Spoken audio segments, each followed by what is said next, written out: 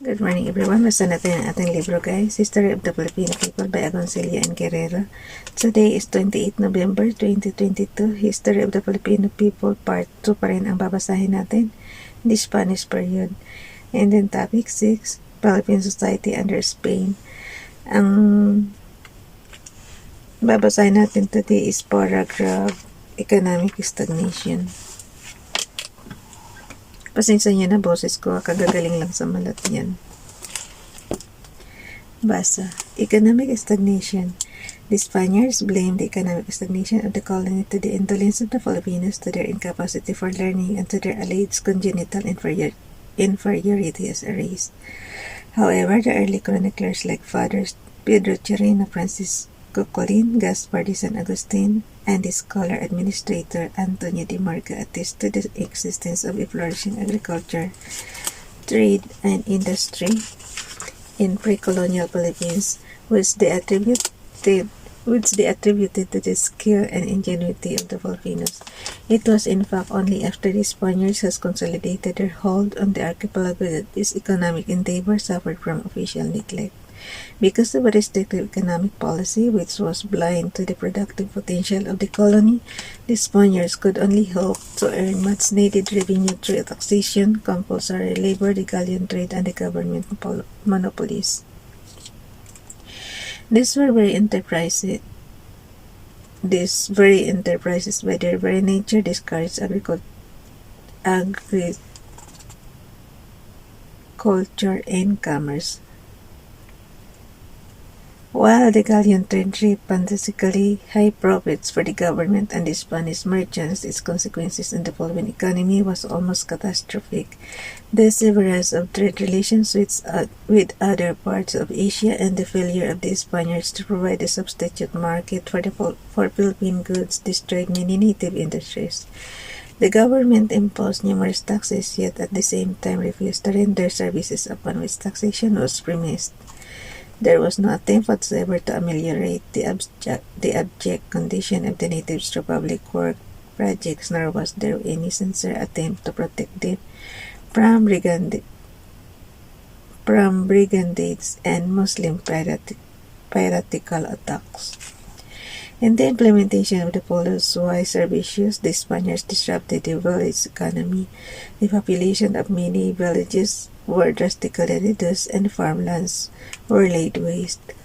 If any Filipino was lucky enough to have evaded labor conscription, he cultivated his farm at great risk.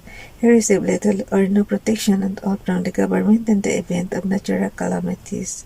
His initiative was dampened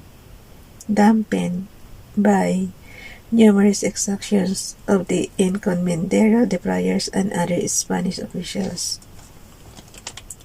The Spaniards attributed the consequent attitude of Filipinos towards such conditions to indolence, which they claimed was inherent in the native character.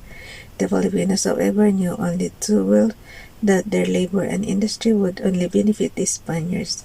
This awareness, as well as the open aversion displayed by their Spanish masters to physical and manual labor, instilled in the Filipinos a hatred of fear for work, and awakened in them a desire to be like their profligate masters. The painful awareness that honest labor would only cause them trouble, that because of it they will be the object of vexations at home and the greed of pirates from outside, naturally tended to foster a predisposition to indolence that had already been encouraged by the country's tropical climate and abundant vegetation.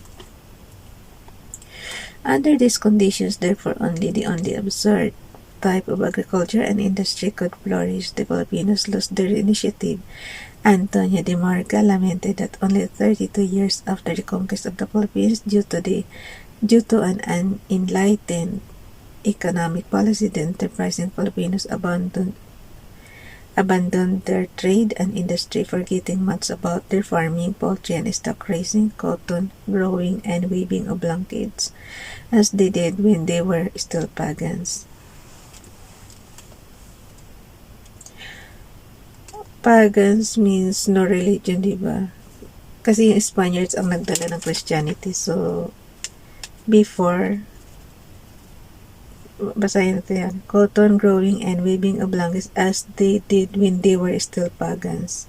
So, yung, kumbaga sana bago pa ang Spain, guys, pagans pa ang Filipinos. So,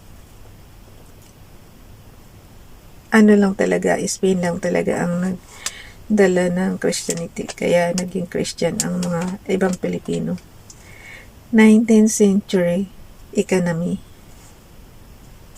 Okay, paragraph dito tayo sa 19th century economy. The first decades of the 19th century augured significant economic changes in the Philippines. The abolition of the galleon trade in 1815 and Mexico's separation from Spain a few years later made it imperative for the Spanish government to allow private trading expeditions that would fill the void created by the abolition of the privileges of the galleon trade.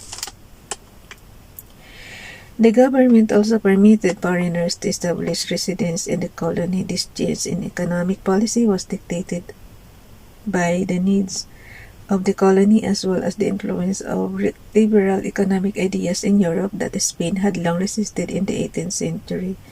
In 1834, Spain officially opened Manila to world trade. In 1855, Iloilo, Sual, in Pangasinan.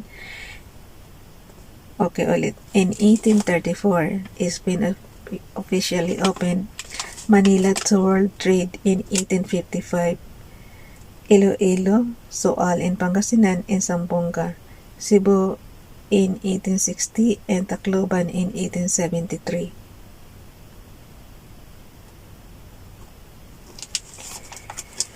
The Spaniards allowed foreigners to engage in agriculture and manufacturing. The interest shown by foreign traders in certain Philippine export crops and the subsequent participation in the economy provided a great stimulus to agricultural production.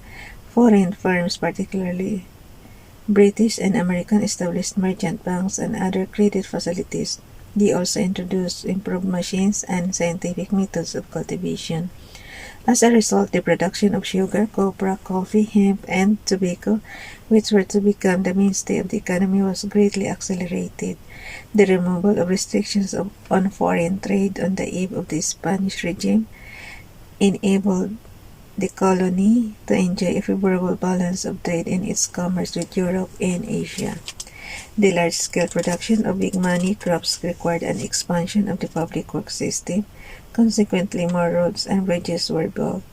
Inter-island shipping trade improved.